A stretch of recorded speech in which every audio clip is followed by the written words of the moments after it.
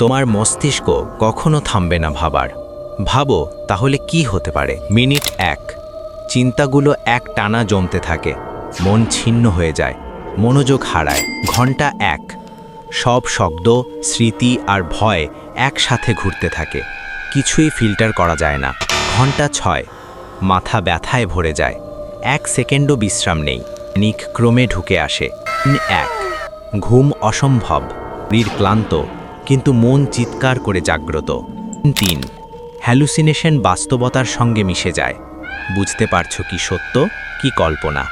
7, ব্যক্তিত্ব ক্ষয় হতে শুরু করে, সব ভাষা ভেঙে যায়, অর্ধেক কথায় ধ্বংস ঘটে।